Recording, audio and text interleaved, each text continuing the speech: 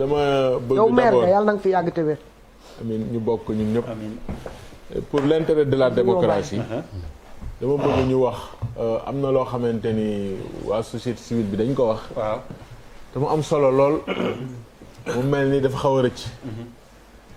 mooy xam nga bu dee dañ ni évaluation bi xaw nañ ko mën a tënk. maanaam mën nañ ko escamoter daanaka. mooy soxlatul évaluation. oui. donc dans ce cas-là xam nga 9 mois beeg 11 bi day dellu si. te yenn doxin yi du ragal ah bëgg gaaw a yegg fa nga jëm la. kon léegi ñun li ñu bëggoon mooy solennellement 1 mois boobu doon camlangal. Papis wax ni du ñu ay surhumain. ay nit lañu. bu dee affaire de benn wala ñaari weer nañu xool nu ñu ko lijjantee. oui. loolu vraiment man lay réitérer. ñu et les législatives. ñu xool ko maintenant non législative yi su fekkee assemblée bi ña fa nekk pare nañ pour démissionner option day tijjeeku bu parewul pour démissionner foofu dara du ko possible. il faut ñu démissionner. non déglu rek xam nga loolu mënoon naa ko nguufaan noppi ko mais dama koy wax parce que dama am un souci de transparence électorale parce qu'on parle d'élection kon mbir bi loolu buñ ko réglé dañuy régler affaire calendrier républicain bi maintenant xam nga loi électorale mu créer ay conditions d'inéligibilité pour Karim Wade créer ko pour Khalifa Sall ñu jëm élection locale créer ko pour ñeneen loi boobu moo mën a dugalaat ci corpus juridique am annexé ko sax au résultat du dialogue sur les aspects du processus électoral yi ñu war a capitaliser pour que ñu fexe ñu am une loi d'amnistie boo xamante ni dinañu fexe quand même mettre tout le monde à l'aise d'un point de vue institutionnel juridique et électoral parce que suñu toogee nii taga témbe am dem amul dikk amul du ñu tijji le jeu politique parce qu'il faut ouvrir le jeu politique. Bipolarisation bi nga voilà wax ngeen non c'est pas la bipolarisation parce que xam nga la bipolarisation soo koy wax day fekk ka ngay waxal ñenn ci acteurs yi moom kese muy bum ak di bumi alors que yàlla def na fi mu toll ni degré d'ouverture jeu démocratique bi yegg na foo xamante ni am na loo xamante ni bés bu amee je pense que ce n'est que bénéfique pour la démocratie.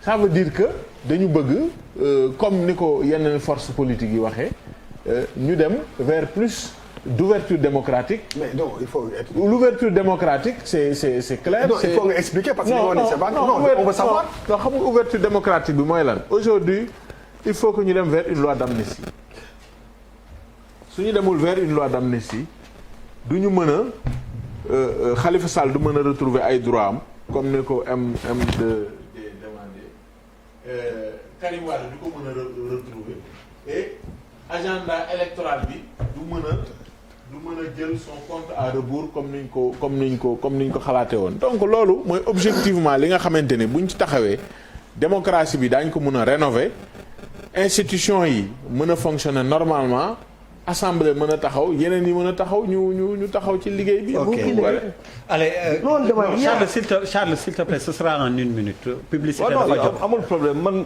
en fait. 1 minute aussi. Abdou Khadre lu mu fi wax amul mooy simple ay coupable ngeen dañ leen di baal ngeen mën a baal c'est notre gentillesse qui fait ça mais ça du waxu politique langage de démocratie ku fauté tu as fauté c'est ton affaire. C'est ça la vérité. mais maa ngi dégg ñuy wax mais c'est quoi le projet des localités ban parti moo fi wax lan la fi indi 552 communes lan laa leen di indil si ay endroits yu demee noonu déggawuñu fi loolu de. ça veut dire il faut que sénégalais yi léegi balaa ngay jox nit carte bi faaw mu am lu mu la jaay. ok na la jaay dara nga jënd ko mais ni ngi wax fii. non moi bien naturellement s'il faut que sénégalais yi ñu war a amnistier Karim Wade pour que mu ñëw politique mais bu ko sénégalais yi voter parce que ça veut dire que lañ ko baal mais c'est ça la vérité alors donc ñun dinañ cautionner nit ñëw def ñu dal sa kaw nga daanu ñu condamné. dafa deful dara nag. non Charles dafa deful dara. xam nga nit moom bala ngaa wax def ñu dal sa kaw. non encore fii dafa am justice à deux vitesses. non encore condamneel ma ku la neex. bul wax def j'ai pas dit qu'il a. def moom Charles mais xoolal tu empiètes même sur la deuxième partie parce que ñu ngi ñëw. Karim dans le souci d'apaisement Charles. Karim le droit à l'État du Sénégal un français. On a constaté que dans le souci d'apaisement il y a. non mais attends sans anticiper ça va justement dans l'idée. pour te dire que oui entre le droit ce que dit le droit et souvent ce que. non mais la politique commande. il y a des choses yoo xamante ne waruñu ko nangu Sénégalais waru ko nangu. ça veut dire bu fekkente ne nit ñi dañu war a ñëwaat parce que ils ont été amnistiés alors qu'on a reconnu leur faute Sénégalais yi war nañ ko bañ. bu fekkente ne il faut reprendre des procès ou bien nous débattre si biir pour qu'ils soient lavés les Sénégalais préfèrent encore ça. ça veut dire faw que tey ñu respecté ñu. on ne vend pas du toc Sénégalais yi war nañu bañ ñu leen di jaay du toc. c'est ça que c'est pas par hasard que j'ai demandé ne ko amnistie wala révision. mais amnistie man daal 30 secondes. man am naa benn c'est-à-dire que honnêtement. Monsieur le maire. avec respect bi ma am pour moom yëpp. moi je suis choqué. je suis choqué parce que maa ngi dégg honorable député mu ne effectivement bëgguñu amnistie. waaw révision lañu. je préfère ça. ah oui xam nga lu tax. mënuloo jël nit. jël nit nga jiiñ ko. oui crime. ak ni jiiñ metti. non crime xaaral rek crime économique. bi gën a mag ci histoire du Sénégal boo moytu. Afrique. non nañ jël ci comme ci réew mi rek nekk. le montant waaw ñu dem procès ñu tëj nit bi. oui mais après. nga ne amnistie. non après pour des soucis de démocratie. Oui. on verra nan lañ koy amnistier. c'est-à-dire que. mais c'est n'importe quoi. c'est n'importe quoi. Je suis C'est d'accord. pas à vous d'amnistier les gens. C'est-à-dire que Qu'ils sont propriétaires de la loi. aujourd'hui si une non am xala tey jii nii man en tant que sénégalais. parce que il faut pas ñu fàtte yàggul 2012 yàggul tey jii nii ñu yóbbu Karim Wade ne ko 130 milliards xaw ma ah. 1000 milliards. non mais en tout cas waaw quel que soit donc bàyyi ma wàññi rek ne même bu dee 130 c'est énormissime bu dee loolu. mais ñu jugé ko tëj ko génne ko mu dem Qatar toogi tëddi foofu déjà loolu rek c'est mënuma ko digérer parce que dama ne 130 milliards boo ko wala 200 milliards wala 300 milliards boo ko jëlee sa moom réew ah jaaykatu ginaar bi tëdd fee gënuloo ko ndey gënoo ko bàyyi ba nga xam ne da ngay war a dem tëdd fële moom mu des ci kaso bi nekk ay 300 personnes ci benn cellule waaw bàyyi ma eggali rek bàyyil rek may non boo ko fa jëlee jël non dama ne tey jii nii ñu dem ba benn moment réew mi yëngu gars yi ne bon ok maintenant on prépare le terrain pour que loolu yëpp ñu effacer ko. Oui. On reprend à zéro mais dans tout ça ñun les Sénégalais fan lañ ci toll.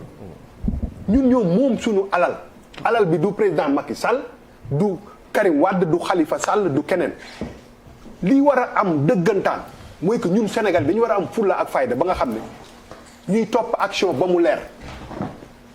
Tu ne peux pas parce que ci par exemple man ñu jël sama 130 milliards nga ne ñu jël sama 30 ans nga tëj nit bi kii bi soo ko baalee man dama la war a porter plainte parce que bu moment boobu du kooku moo jël yow yaa jël soit da nga yeb kooku ba jiiñ ko loo xam ne defu ko wala nga yeb ma non wala ba nga yeb ma ba baalul ma loo xam ne man mais ñun dañu am xel am cerveau am bopp di fàttaliku maa ngi fàttaliku ba ma amee 10 ans bi may dem Amérique 87 maa ngi koy fàttaliku fàttewuma 2012 fàttewuma ko mais comment je peux me lever un beau jour qu'on lave ça de ma tête et contre sama gré contre sama accord mais il faut arrêter ça vous avez 16 millions de Sénégalais yoo xam ne yéen a yore responsabilité que ce soit dans l'opposition ou dans le pour man bu ma deful dara ñu jiñ ma autant de choses nga amnistie ma damay bañ bu dee defuma ko et ñun ñi nga xam ne ñoo moom suñu réew dañu war a bañ loolu il faut pas affaire bi nekk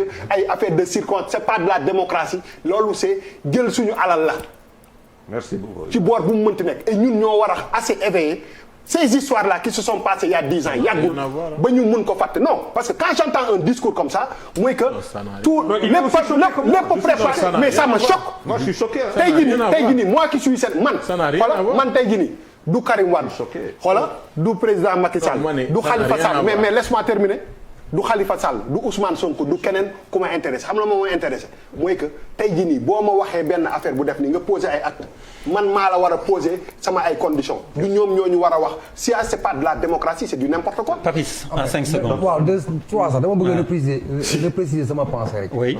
pour parler peut-être aux Sénégalais parce que politiciens ñoom xam nañu seen ay langage fu ñu bëgg a dem ak li ñu mën def je veux dire par là c'est pas encore une question politique c'est un sujet politique peut-être mais c'est une question de bon sens.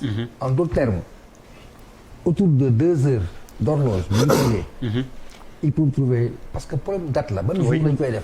c'est pas la fin du monde bu ñu sonal. ok monsieur le maire pour revenir à li Bouba wax. nee na moomu leen loi bi. amnistie ku leen neex dindi ku leen neex comme ni ko waxee. wax nga amnistie révision. oui révision ou amnistie. non xam nga nit confusion su amee da nga koy accepter. man on part du principe des organismes des Nations Unies on parle de révision. Donc de ce point de vue là dafa am une limpidité. Maintenant bu ñu waxee aujourd'hui sur la date des élections. Sur la date des élections foofu la ñu wax de façon ferme. que il est possible sur entre 2 mois et 3 mois de trouver des solutions. Mais c'est pas une raison bu ñu toogee même mu nekk une terminologie juridiquement consacrée. Ci assemblée wala ci révision des cours des tribunaux des juridictions internationales. mais que ñu bëgg taxaw bëgg def un dictat di wax ni lii dañ ko fi wax loolu duñ ko fi wax loolu man en tout cas en tant que vraiment démocrate je ne peux pas l'accepter. li ma gëm mooy dañu am un corpus juridique. boo xamante ni ça offre des possibilités. d'un point de vue politique. donc loolu suñ ko waree continuer nañ ko. mu Ndiaye en 2 minutes pour conclure. dem publicité dama jàpp ne Sénégal ñoo ko bokk. comme société civile mooy arbitre. bi ñuy woote dialogue politique bi. président Macky Sall defe naa lu baax moo ko ci taxoon jub. mooy mu am consensus autour des règles du jeu électoral. tey bu ñu tolloo fii je crois que il n'est pas trop tard que mu jël décision boo xam te ne day rejoindre ñi nga xam ne ànduñu ak majorité am parce que booy xool.